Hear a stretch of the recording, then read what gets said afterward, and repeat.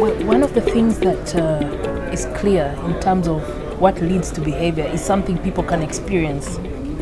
So it's one thing to say you're going to tell people about things, and they might listen passively and decide whether or not, and they probably won't remember what they were told, even if you had a public service announcement. So it's always helpful to try and make that part and parcel of the customer experience.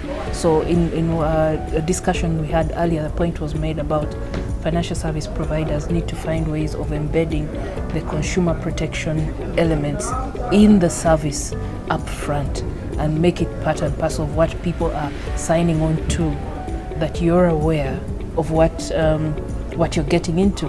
Now, one example of this is you have people getting key facts documents as they consume services, and you ask them, go home, reflect on it, sleep over it, and make up your mind whether you really need that product.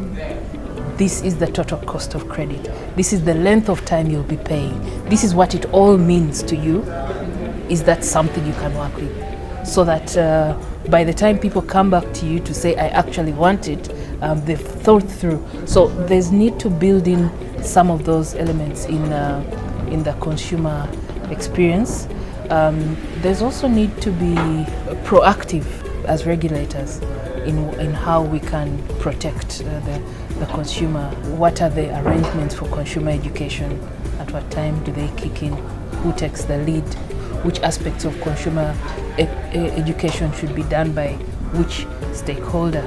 So it's all a collaborative effort, but I would say that where you can find an experiential opportunity, people learn better when they experience something than when they just hear about it and let it pass. So I like the point one of our colleagues made about gamification of the process of accepting terms and conditions, so that it's not some impersonal text that is some block you can forget or not, but how do you make the interface useful and friendly and communicative so that people know exactly what they are signing up on as they take every step. So it's very much a creative process.